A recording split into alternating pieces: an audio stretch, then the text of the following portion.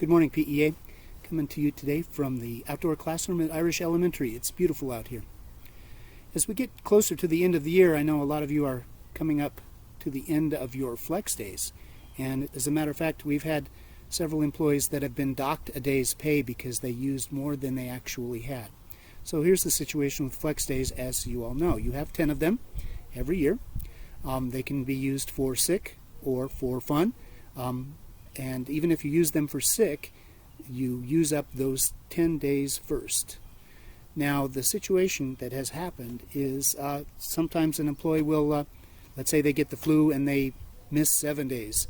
And then they had a 4-day trip planned to San Diego in the spring and they go ahead and take that. Well, once you input an 11th day as flex, you get docked a day. And for most of our people, that's about $500. So we've got to be very careful with that. First responsibility for the employee is to keep track of those days. When you register a day, there's a tab that you can hit on that screen that will give you your history. Go ahead and count them up. We are working on perhaps they could write us a code that would allow a red screen to pop up if you're entering your 11th day. And you say, but wait a second, I've got a lot of sick days banked up. I do too. I think I have more than a year that I could take off on sick days because I haven't used them.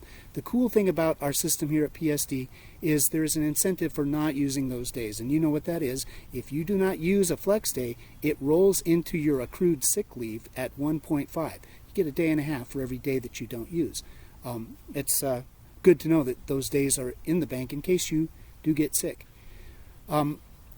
But keep track of those days. If the 11th day entered is a flex day, you will be docked. I can tell you, I've gone to bat for several employees, and the district is sure on this one. They will dock the day's pay. So be honest with your reporting. If you're sick, put it in as sick. If it's flex, put it in as flex.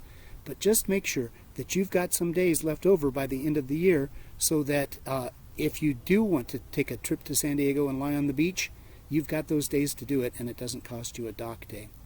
It's kind of a complex situation, but compared to some of the other districts that I have contact with around the state, that day and a half incentive is cool. Nobody else has that one. So keep track of your days, and if you've got any questions, please call us here at the office or email me. The end is in sight.